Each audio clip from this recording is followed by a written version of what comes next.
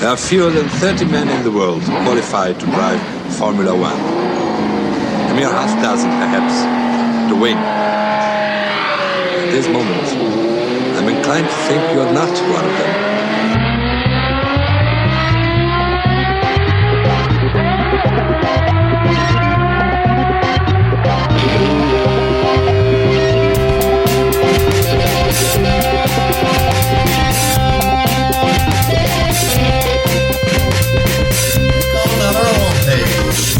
No, you want to.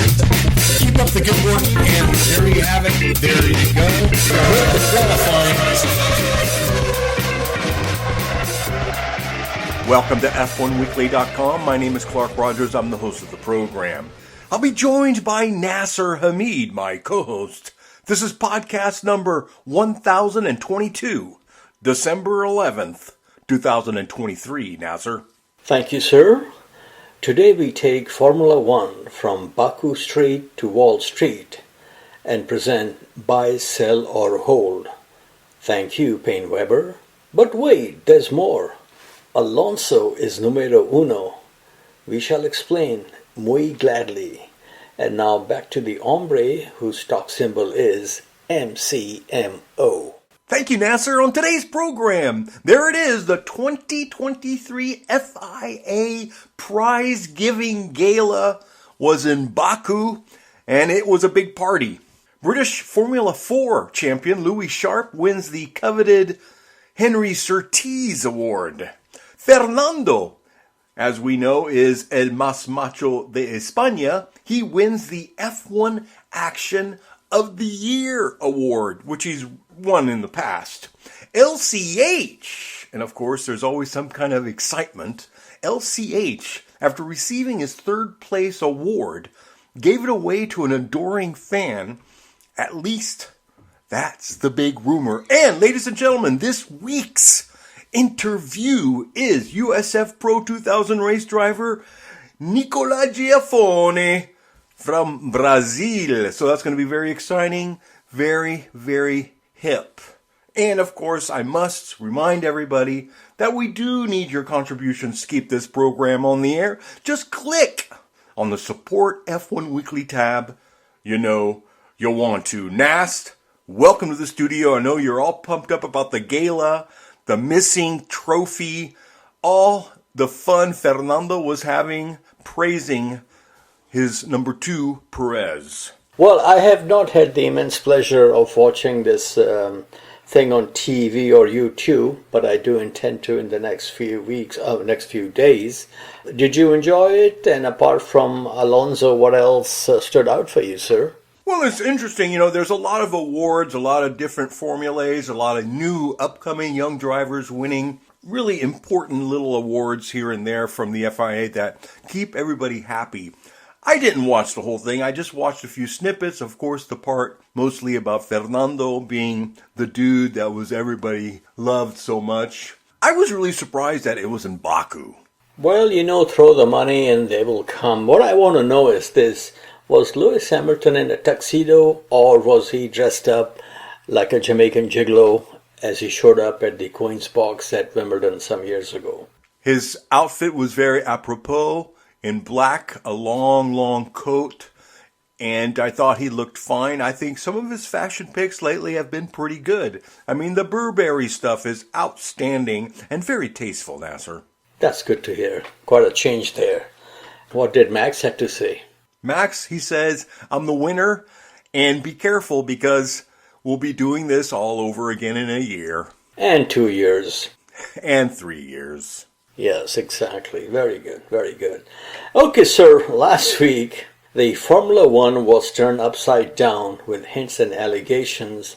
Then within 48 hours, it was like it never happened. This is what we call hunting for wolf.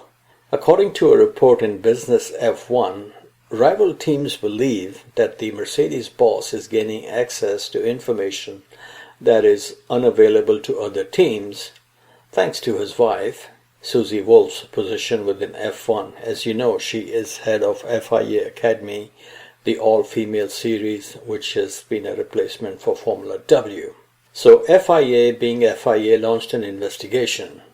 Now, sitting in the palatial studios across the pond, we have no inside line. Then, shockingly, this was really surprise. At first I thought when I saw on the social media this is a joke. All team appeared to be in agreement and issued a copycat statement in defense of Susie Wolff, her husband Toto, and Mercedes F1 team. The statement read, and I quote, "We can confirm that we have not made any complaint to the FIA regarding the allegation of information of a confidential nature being passed between an F1 team principal and a member of FOM staff." End quote. The FIA investigation was dropped as soon as it was started, within 48 hours. They did not even seek DNA evidence. According to Peter Windsor, the publication Business F1 that broke the news has close ties with Bernie Ecclestone. Peter thinks it's Bernie doing Bernie things.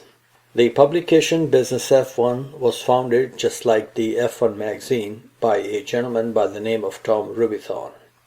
Now, this is the same gentleman who many moons ago wrote a story saying how Luca di Montezemolo had instructed Jean Todt to hire Mika Hakkinen as teammate to Michael Schumacher. According to Tom's tale, Jean Todt told Luca that Mika had already re-signed for McLaren, only for Luca to find out later that was not the case. And that was the beginning of the end of the excess of power between Michael, Ross and Jean Todt at Ferrari, as per this story. He also wrote about a senior executive from an advertising company who was invited to Ferrari at the request of Luca di Montezemolo, that when he got there, basically Jean Todt told him that we already have signed up with Marlboro or whoever it was, we don't need your services. So who knows what the truth is, but this gentleman Tom Rubithon has been in the news a few times. All the teams coming in support of Susie Wolff and Mercedes and of course Toto is very rare in Formula One. As one journalist once wrote, that Formula teams cannot even agree on what day of the week it is. So this was a real surprise. And as you and I tested, originally I was thinking, where there is smoke, there is fire. But now it looks like someone is trying to pass caca as Kool-Aid. And I say, if you're going to accuse somebody, at least have some evidence in a bottle or a Vaseline jar. Like Henry Ford had Thomas Edison's dying breath captured in a test tube, which is on display, believe it or not, at the Henry Ford Museum in Dearborn, Michigan. This is what I call attention to the last detail. Mr. Rogers, you have seen a few controversies in Formula One before. What's your take on this high fever that came and went faster than Luca Badoer's F1 career at Ferrari? I mean, it got my attention pretty quickly, as you said. I texted you about this last week, and because it makes perfect sense. If you read it, indeed he does, and he is privy to undisclosed information that the other team principals will not get. And nobody's denied that. The only thing is that the consensus is, we all don't care. Leave us alone. And everybody is fine with Toto and Susie because they're such a loving, holding hands, skipping down the road kind of couple. Yes, very true. Okay. But this is off-season, so we need some hanky-panky or spicy menudo to stir things up. Absolutely. We always need a little dirt to keep us alive during the winter months. It was a good one, I have to admit. I bit right away. I was going, Toto, what? Oh my goodness. But once again, it was a non-story, and you get a lot of non-stories during the off-season. No, you're right. It was a very serious accusation at a very high level, and it obviously got my attention too. Okay, sir, now moving on to your all-time favorite racing outfit, Alpine, aka Renault. In the ever-changing landscape of Alpine management, we have some same as it ever was.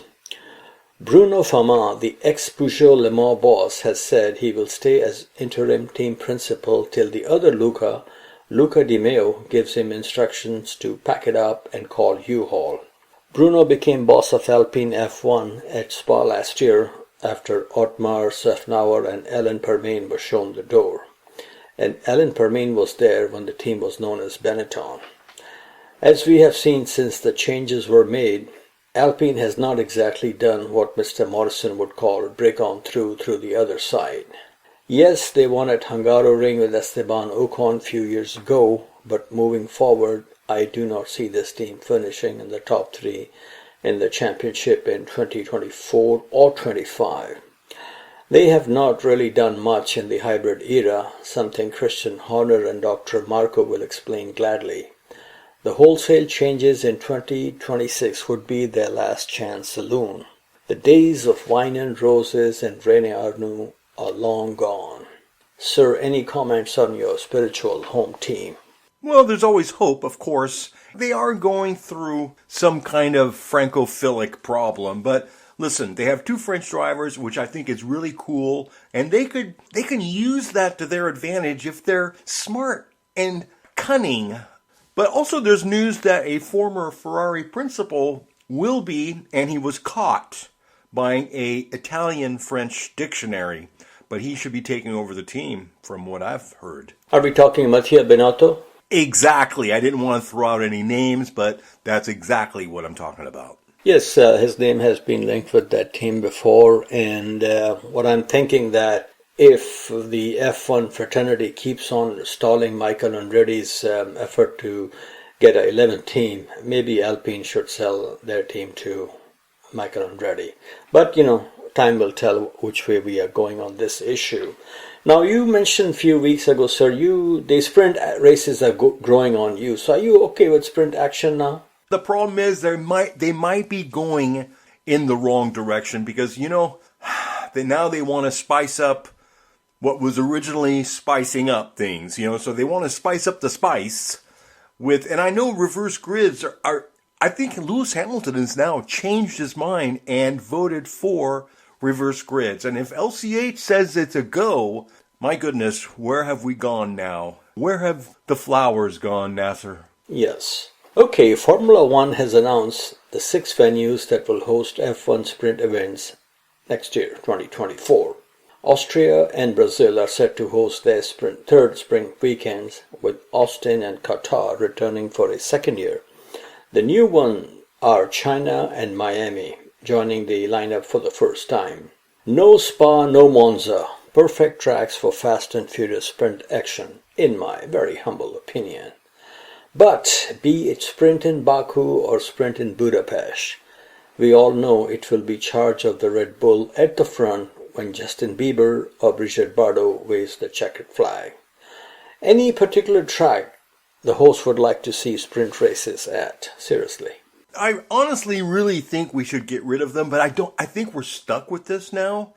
So, they're fine. I think we should have one at Monza. The biggest issue is if you have a big crash in the sprint race, that could very well affect whether you're in what we call the Grand Prix. So there's a lot of things to think about. And this is adding a lot of cost to the teams.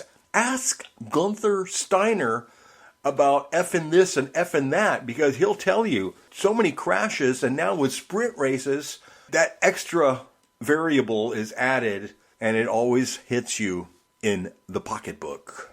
Yeah, you know what they can do? You remember the Pro Car series of that beautiful BMW M1? Exactly. Now, that was 1979, great era, and that was a good idea. Yeah, and you know what can be done? Maybe they should do a sprint race with a spec car that everybody has the same car. It could be obviously, if you have a Mercedes, Ferrari drivers will not drive, so maybe they can get a brand that is not involved in Formula One. Maybe like a Acura, well, Honda is there, but they'll have to find something, a Mazda Miata, or, Porsche is not in Formula One, Porsche 911, identical cars, and then we're going to find out who's got the beef and who's got, fat. You know what I'm talking about? I do know what you're talking about. I think you're talking about competition. And I was thinking, remember the popularity of the Chevy Camaro at Le Mans, 24 Heures du Mans? Oui, monsieur. They should make 20 of those cars, and they could use that in the sprint race, because then we would have a sprint race with comic relief. Yeah, or we can have 20 Mustang Sallies, that will be fantastic. But no matter what they do, the scenery is going to be the same at the front. It will be the same people, Max, Lewis, Fernando, Charles Leclerc. I don't think Kevin Magnussen is going to win from pole position. You're absolutely right. I mean, it's not going to change the grid, but at least lighten it up a little bit. That's the only thing. I think we need a little more comedy in the sprint race. Because Max is so serious, he just wants to dominate everything. Well, good for him, man. And he probably will. Oh, he's going to. If he doesn't, then we know he's leaving, so. Yeah. Okay, now, leaving. Hasta la vista to Barcelona. The politics of dancing and regional pride will likely see the Spanish Grand Prix move from Barcelona to street circuit in the nation's capital, Madrid, which is also home of the Sainz clan. The Barcelona circuit has been hosting the Spanish Grand Prix since 1991, when Gerhard Berger took pole position in a McLaren Honda. Riccardo Patrese set the fastest lap in a Williams Renault, and his teammate R. Nige won the race. And it was here in 1996 in the rain when Michael Schumacher took an uber-dominating win for the first time in a red car. And it was the clash of the two silver cars that opened the way for Max to win on his Red Bull debut. And that tradition is now going non-stop like a runaway bullet train. Sir, would you like to see the race move from Barcelona to a street circuit in Madrid?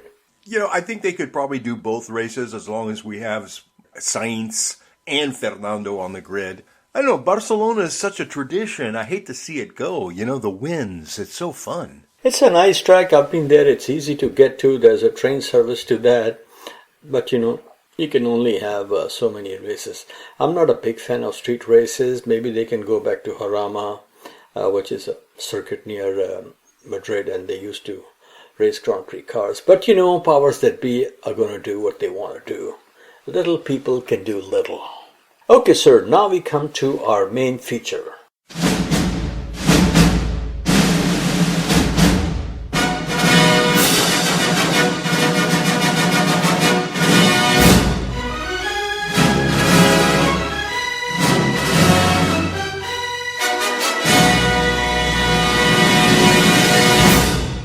The season on Wall Street, where we look at each driver in every team and whether their services should be buy, sell, or hold.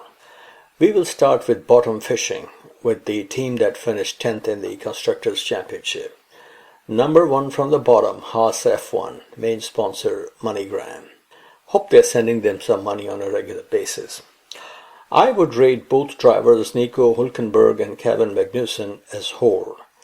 The train to a top team departed long time ago for both drivers. But both are fast and talented enough to get a ride on a Greyhound, which is what Haas F1 is. Leave the driving to us and still be in the show.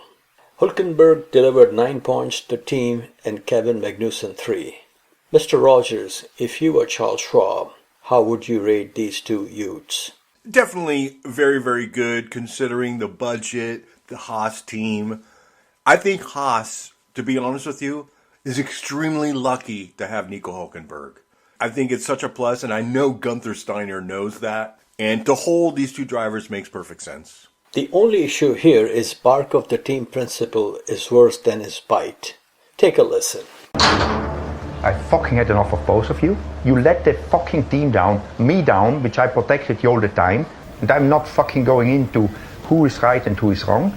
I don't want to. He moved, that moved, and all that fucking wank, Gene spends 100 fucking million a year of his own fucking money, which fucking wants to pull the plug and let everybody down because you are two fucking idiots. I have not more to fucking say to you guys, and if you don't like it, I don't need you here. Do not come back, please. What was that? Kevin just fucking smashed the door. That's not acceptable. Sauber Alfa Romeo was 9th in the championship with one driver from Finlandia and the other from China. In Valtteri Bottas, they have a very experienced, good team player and race winner. The team will now race for 2 seasons as Sauber, No Alfa Romeo branding till Audi comes on board in 2026. I read several times, and I was waiting all day yesterday, they were going to announce the new name on the 10th of December, but I have not seen any announcement from Sauber. But I would rate Bottas as buy. In Guan Yu Zhou, they bring the first Chinese driver in Formula 1. Even though he did not win the Formula 2 or Formula 3 championship, meaning he will not be establishing the Ming dynasty in motorsports, the reason behind his presence in the team is cash is king in China also. Surprise, surprise. The team hoping for a large marketing opportunity, which I do not see in terms of branding on the car, such as Alibaba Sauber or PF Chang Sauber. I would rate him as whole. The score at Sauber was Bottas 10 points, Zhou 6. Now we move on to AlphaTauri. The once Minardi team, famous for launching the career of machismo, has become Piedmont Airlines of Formula 1, a name change every few years. They finished 8th in the championship with drivers Yuki Tsunoda, arigato to Honda, and because of this he will be rated whole. The Honey Badger has done a boomerang and back in business in the Red Bull can. For a small team, he is definitely a buy. The score at AlphaTauri, Yuki 17 points, and of course Daniel Ricciardo 6 points, and he came after De Vries was kicked out, and De Vries is now a distant memory, but I'm happy for him that he has got a good ride with Toyota in the WEC program. Moving up, next Williams. Team Willie was 7th in the Constructors' Championship. The team is now owned by Dorilton Capital based in New York City. Too bad for Logan Sargent. Claire Williams is no longer there, otherwise she'll be singing "Logan is my hero." Logan is quick, won karting championship in Europe and proved himself both in Formula 2 and 3. It is correct that he raced all season long and did not outqualify his teammate even once. I will not rate him a failure at this time. My rating on him is whole, as most likely any replacement will take time to get up to speed, just like he is experiencing. I definitely do not see the second coming of Max from the feeder series in the next few years, or maybe ever. The ace in the team is Alex Albon. He is definitely a buy. He has done a very good job this season. But Mr. Rogers, with all due respect to Alex, this is just my personal opinion, and I'm sure there will be some disagreement. I think, as good as he looks now as team leader, the last thing he should do is replace Sergio Perez at Red Bull. I have a very strong feeling history will repeat itself. The score at Williams was very much in his favor. Albon 27 points, Logan 2. Question for you, sir, is if you were Albon's Jerry Maguire, would you move him to the Temple of Doom, also known as the second seat at Red Bull? No. I mean, the reason why Albon is thriving and flourishing at Williams is because he's not under that huge weight called max, to the max. He does great without that pressure. If he goes back to the pressure cooker, I mean, it's just going to be the same thing, and all of a sudden, boom, LCH hits Albon in the same year again. So, no. Stay where you're comfortable. He's smiling a lot. If you remember that he wasn't smiling at all ever when Max Verstappen was next to him. Yeah, if he goes back to that pressure cooker, he'll be rice-a-roni in 6 minutes. Okay, Alpine 6th in the championship. Being a French team, having 2 race-winning homeboys, it's not a bad idea, so I will rate both of them as whole. The management will be rated as avoid. Pierre Gasly won the Battle of Escargots, scoring 62 points compared to 58 for Esteban Ocon. Now we come to the top 5, starting with Aston Martin, the mean green machine in the hands of machismo. Fernando Alonso is a very strong buy for the team if Lawrence wants his team to win. Alonso has done a total eclipse of the heart on Lawrence's little lamb. Lance is a sell, but we all know he will be there till the stars are burnt away and Daddy has gone away from the paddock. The score, Alonso 206 points, Lance 74. More embarrassing than the situation at Red Bull. Now we come to McLaren 4th. Both drivers strong by. Lando Norris 6th in the championship, 205 points, 7 podium appearances in 2023, and he is fairly confident he will get his first win next year. It all depends on Max DNF, I think. Oscar Piastri, 97 points, placed him 9th in the championship. 2 podiums during the season, plus the high of the season, winning the sprint race in Qatar over Max. A serious up-and-up day for Land Down Under and Oscar Piastri. I think Dr. Marco seriously missed this talent, just like he overlooked Kimi for Enrique Bernoldi. Talk about investing in junk bond. Now we come to the top 3. Ferrari 3rd.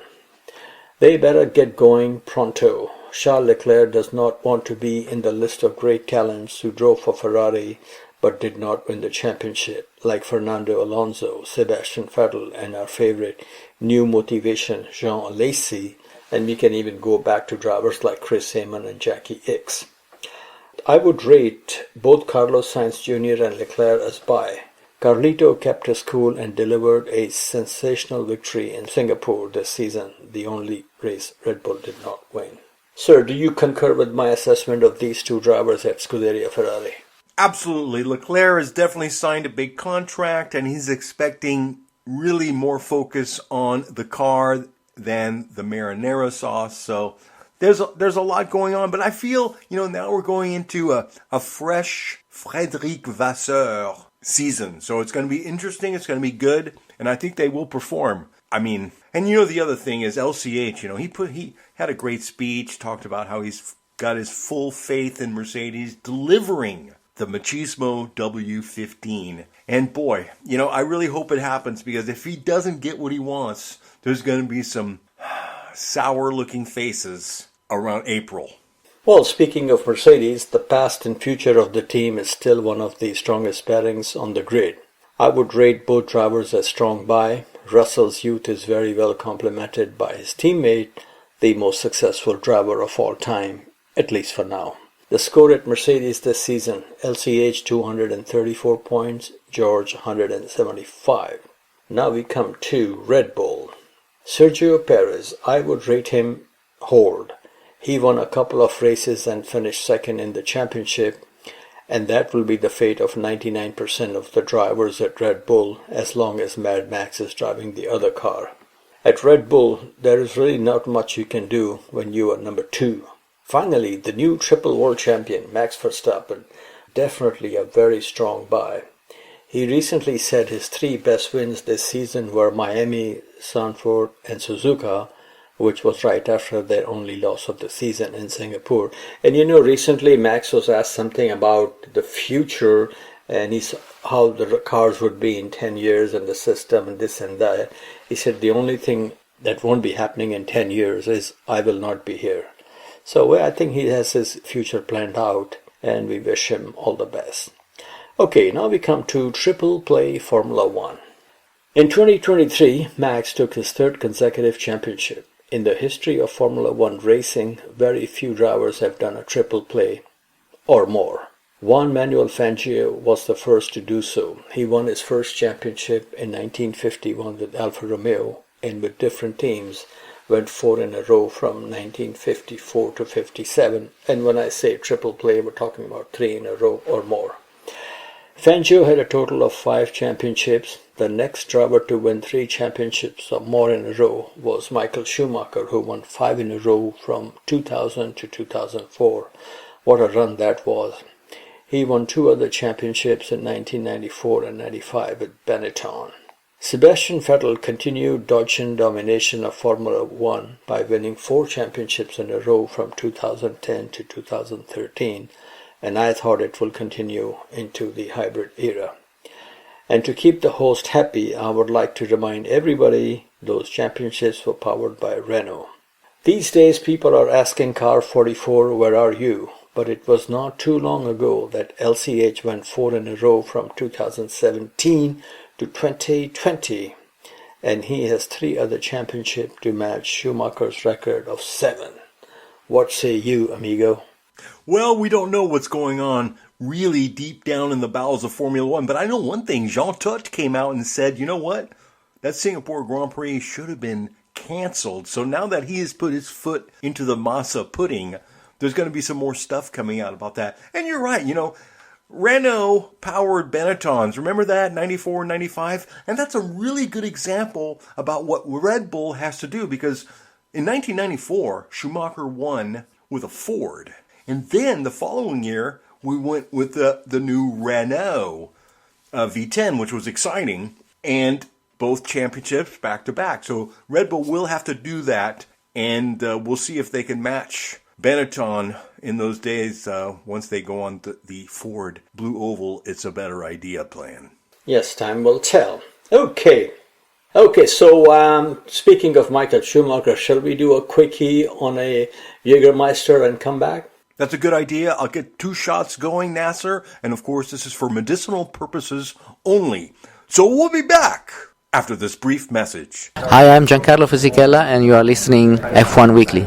Welcome back to F1Weekly.com. Clark Rogers here, your host. And now, as we spin the globe and go around the world with Motorsports Mondial, with the king, the Sultan himself, Nasser Hamid. Thank you, sir. And we're going to start our tradition during the off-season, as long as we have some, an interview. And this is with a young kid from Brazil, Nicolas GIAFFONE. His papito used to race in IRL. And this conversation took place at Indianapolis Motor Speedway a few weeks ago when they were testing. He had just won a championship here in the US in the Road to Indy ladder system. And he told me that, if you win that championship, they pay for the next season, which would be his US Formula 2000. And he told me, he said flat out, I have to win this championship. If I don't, then I'm going back to Brazil and my racing career is over. So he's a very determined, very good racer. We wish him all the best and hope members of F1 Weekly Familia enjoy this conversation. Thank you, Senor GIAFFONE. Okay, folks, I'm here at Indianapolis Motor Speedway with a fantastic young racer from Brazil, NICOLAS GIAFFONE. Bom dia, welcome to IMS. How are you today? Good. Thank you very much. How are you? Always good when I'm at a racetrack. Thank you. Okay, big congratulations on winning the USF Juniors Championship. What were the best moments and memories from this season for you? Well, first of all, thank you very much. I believe the first win of the season was quite expressive. I mean, for me, it was really special to know finally that we were going to be competitive. So it was a really good mark for us, and I believe that some of the moments I've shared with my family in Coda when we won the championship, that for me is the biggest picture of the year. Speaking of Coda, I love that track. What's your impression of that track?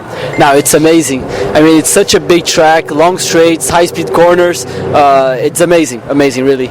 Now, you had a great season, but before the season started, what were your realistic expectations where you will finish and how many races you could win? Well, we actually didn't know. The team expected by what they saw from testing that we would be quite competitive, but it actually caught us by surprise, the amount of success we've had this season, and I'm really grateful for the car they gave me throughout the season, I'm really grateful for the progress we had throughout the year. Most young talented Brazilian drivers go to Europe in pursuit of Formula Uno. What brought you to American racing scene? Well, many things actually. But the biggest reason I came to America is the scholarship program they have here.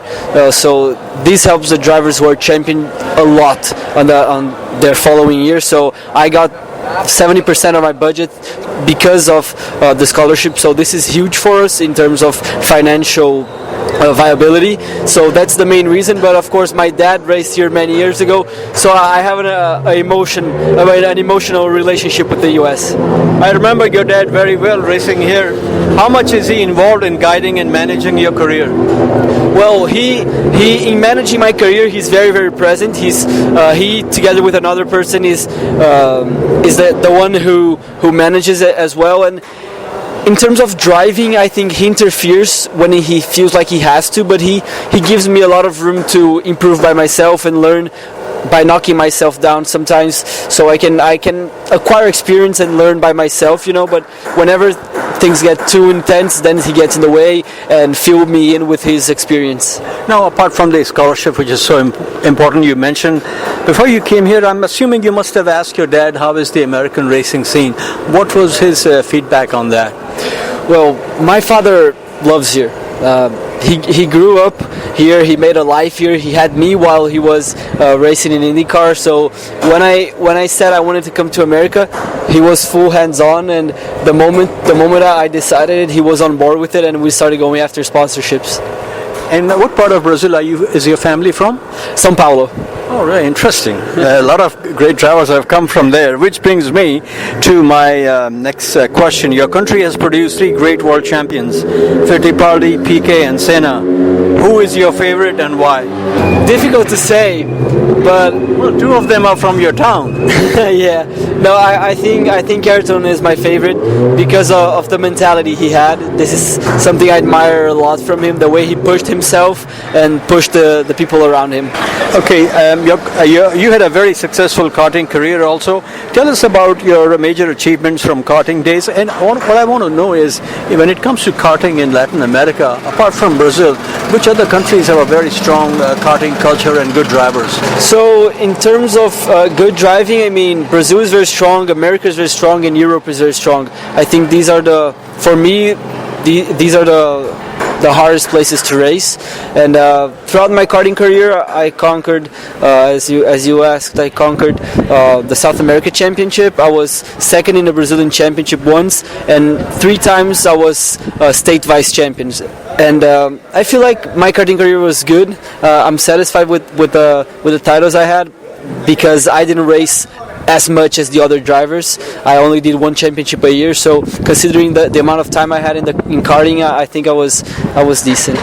You know, given such success of Brazilian drivers in Formula 1 and very successful here also in America, how is the situation for a young talented driver to get sponsorship when you're racing in Brazil from Brazilian companies? Oh, it's very difficult, especially when we are entering the world in USF Juniors or USF 2000 or either F4, F3 in Europe, because sponsors don't get much visibility, so it's very difficult for you to propose something that they will like. That's why getting sponsorships are so difficult for those who are starting.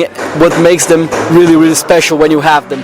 So it's really hard. It's really hard getting sponsorships, and it's a big part of the sport. I mean, we can't do without them. Yeah, no kidding. Okay, next we have what? Going from karting to single-seaters, was it smooth sailing for you, or it took some time to get up to speed? I think, to be honest, it was smooth. I think I adapted myself better into open wheel than I was adapted in karting. I think, I don't know, I feel better in a car than I felt in karting. So I think for me the transition was very smooth. Have you ever apart from your dad, have you ever employed a driver coach? And if you have, what's the biggest difference you feel when you are listening to somebody who's been there and done that? Experience, man. The amount of experience they have and knowing what works, what don't, and how they're able to control themselves when the situation doesn't go as expected. All these factors that come throughout the years of driving and experience, this is something that gets me every time, and I go for them for feedback. My father, Gil de Ferran, is a guy I like to talk to as well. He has been helping me a bit. So, and then I have my idols here, such as Scott Dixon, and seeing the guys thrive when it's not easy, this is what gets me going. Okay, in 2024, next season, you are moving up to US Formula 2000. What is your goal, and who do you see as your main challengers? Well, it's difficult to say. We don't know which guys I'm gonna race yet. We don't have the full grid set for 2024. But as this year, I only have 1 year to win the scholarship, and if I don't win the scholarship, the probabilities of me going back to Brazil and racing there are huge. So I depend a lot on the scholarship. So our goal needs to be to win the championship on first try, because I don't know I don't know if I'm gonna have a second year here. You don't have to win every race to win the championship, and I think championship. I like to say that you win races by your right foot, and your championship by your mind, just think of the big picture, try to score in every, you have the talent to finish in the top 5 in every race, I think. And if you're consistent, you can beat guys who are in the second year. So I wish you all the best. Okay, next question. Your compadre, Castro Neves, won the Indy 500 4 times. This is my favorite question to guys trying to get in IndyCar racing. What is more important for you, winning the 500 or winning the IndyCar championship? This is hard. I was battling with my father about this one, but I would go with Indy 500. Absolutely, man. And let me tell you, you can win 5 IndyCar championships in a row. Average American fan will not know, but if you win Indy 500, you're going to White House everywhere. So good thinking on your part. Okay, I understand your country, Brazil, is the largest TV market for Formula One. How popular is IndyCar racing in your country? We've had some great Brazilian drivers in IndyCar in the past, but we haven't had a competitive Brazilian driver in IndyCar for a long time. So that's why I feel like in Brazil, IndyCar popularity has been on a down. But I think that with major names coming here, such as Caio Collet maybe, and other guys, the Brazil might get interest again in America, because there are a lot of drivers coming. I mean, Kiko Porto is here, myself, Lucas Ficuri, Bruno Ribeiro just came, Nicolas Monteiro. So there's going to be a lot of Brazilian talented people here. So I think Brazilians' interest in IndyCar might grow back again. Now, when you were in karting in Brazil, did you race with some other drivers who have now racing in Europe or very well known? I did, yes. I've raced with Pedro Clero, who was F4 champion in Brazil, and now he's racing in the Spanish F4. Fefo Barrichello as well. Nicolas Monteiro, who's going to run in Indy Pro next year. I've run with him in karting as well. And I think these are the guys I've run with the most. Great. Finally, will you tell our listeners, we have listeners all over the world, including Brazil, will you tell our listeners about yourself as a person, not the driver, like what kind of other sports you like, what kind of music you like? Big fan of samba, I'm guessing? Big fan of classical music, actually.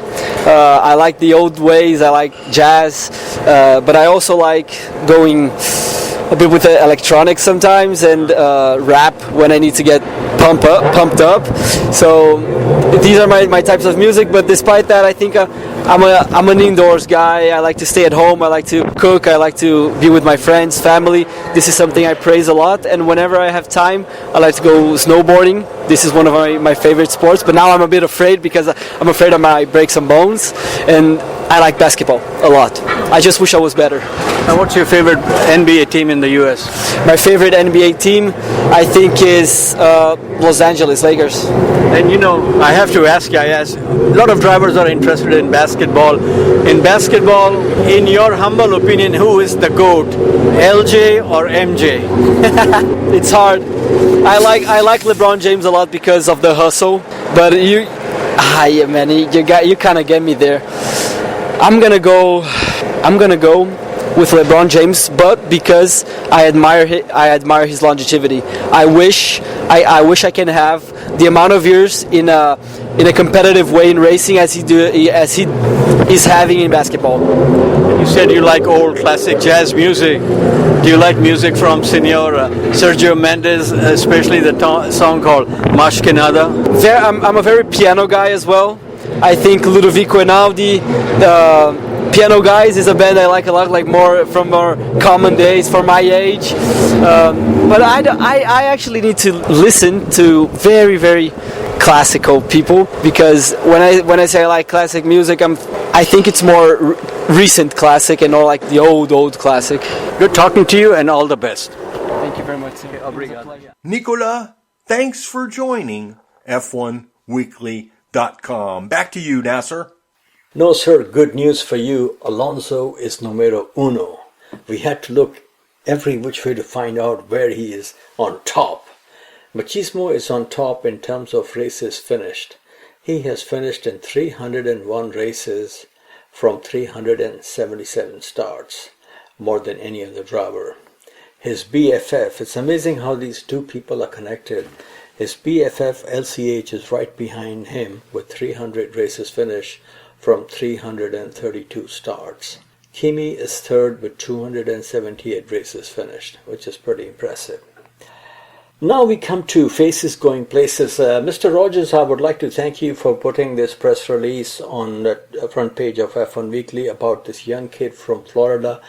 I think he could be the next big American sensation. He's like 15 years old, from Florida. Him and his family, they live about half an hour from Tampa where I am, and his father works in Tampa, and I'm in touch with him. The kid has been testing in Europe. He's going very fast, and he has joined this Infinity Management, and it's such a small world, you know. I got this information from his dad today, and Infinity Management is owned by a chap by the name of Harry Soden, whom I've known for many years, and they also manage George Russell.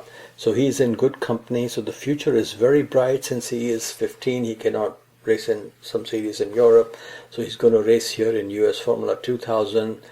Last year, you know, in Portland, which was the final race for different series, he won, I think it was his first weekend in US Formula 2000.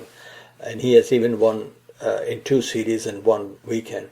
So this is very, very good talent. He is reminding me of somebody like Robbie Gordon or a AJ Allmendinger, where you knew from the early days that this kid has what Mr. Berman would say, could go all the way. And let's see what happens, and we wish him all the best. You know, I'm stranded here right now in Maryland, and his father wrote to me they are back on the 14th in Florida. So once I get back, we'll hook up and do a nice interview with Nikita. So this is definitely a phase going places. Any comment on this kid, sir? Very impressed. Infinity Management is a very good outfit. So, and when you have a good outfit and talent, you go very, very far. Yes. Okay, now, sir, we will look at December in racing history. December 11, 1935, Ferdinand Porsche is born. As we all know, he was originally from Austria. December 12, 1946, F1 and IndyCar great Emerson Fittipaldi born in Sao Paulo. And his dad used to be a racing journalist, interestingly. Now on same day, in 1959, Bruce McLaren drives his Cooper Climax to victory at the very first United States Grand Prix, which also took place in Florida at Sebring. And it's interesting, in 1974, when Fittipaldi won his second and final World Championship, it was at the wheel of a McLaren. Interesting. Now, December 15, 2006, sad day, I remember getting an email from you. Clay Regazzoni, ex-Ferrari driver and the gentleman who won the very first Long Beach Grand Prix, passed away in a road accident in Parma, Italy.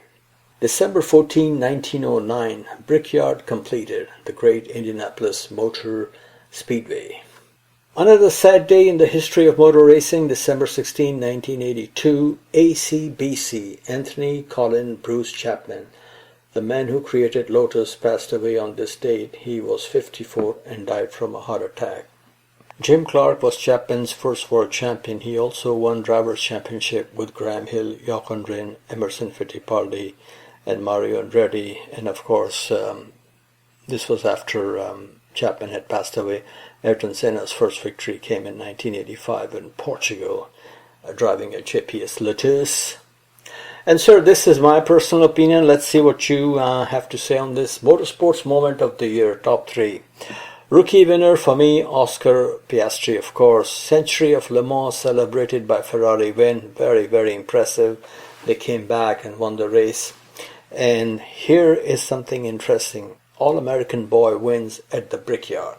Green flag flies at the speedway. Palou is on the inside of Rossi, but Ericsson has bolted.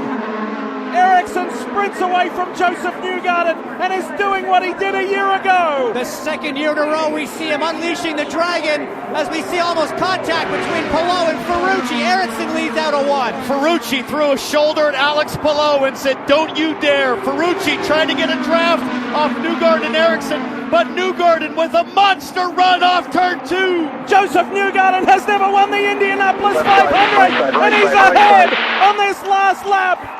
Joseph Newgarden, is this the moment when the pain ends? By one. The drought, is it over for Joseph Newgarden, or does Marcus Ericsson have something? By 2. Team Penske at the Indianapolis Motor Speedway, and Joseph Newgarden finally wins the Indianapolis 500. It's the captain's 19th win, Newgarden's first. And thanks to members of the Familia, F1 Weekly reaches 1,000 podcasts in July of this year. So Mr. Rogers, what would be top 3 moments of motorsports for you? They don't have to be all from Formula One, they can be. It's up to you. There's so many. I mean, Rick Mears, Michigan, Mario Andretti, 1969, Indy 500. There's plenty. Fernando holding up LCH and winning an award in 2021. LCH winning his first championship in 2008. There are so many, NASIR. It's just too much. But for me, 2005, 2006, those were big years. Very exciting. And don't get me wrong, I loved Williams in the 90s and everything. So it just continues. For me, I'm happy just watching the laps of the gods. There you go. Okay. Now finally we come to Musical Mondial. Today we have another throwback to a great moment in motor racing history. The magic of Monza is displayed by Sebastian Vettel in 2008. Youngest pole winner, youngest race winner in the rain, and all this in a Toro Rosso, previously known as Minardi. Thank you for listening. Please enjoy. Bye-bye. Good night. The lights are off on the safety car. Vettel now will have to pick his moment to hit the accelerator and get this Italian Grand Prix underway. The youngest ever Formula One pole sitter. Vettel hits it and away we go. We're racing at Monza. Sebastian Vettel leads a Grand Prix for the first time. Certainly the heavier the rain, it would appear to favour Sebastian Vettel. He's driving beautifully at the front. He's just set his fastest first sector of the race so far, and he's simply driving away. The race leader pits. So what are they going to put on there? The cover said wet. It's another set of wets going on. Seems the only sensible choice, given we think there's a lot more rain coming. So Vettel then, who had just over 11 seconds advantage. Here we go with the race leader.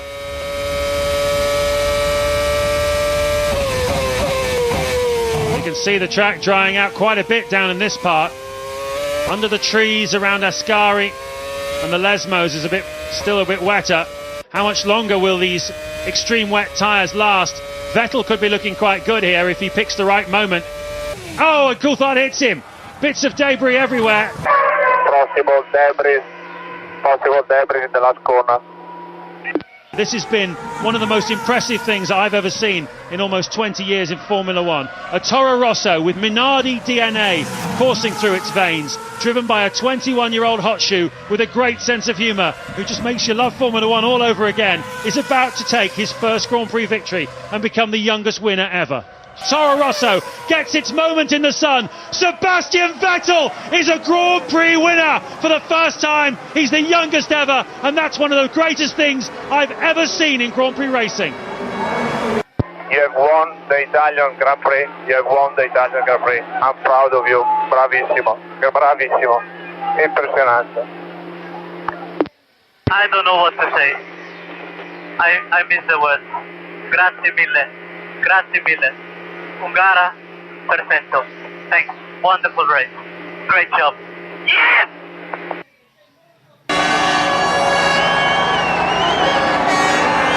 We have a new winner in Formula One, and his name is Sebastian Vettel.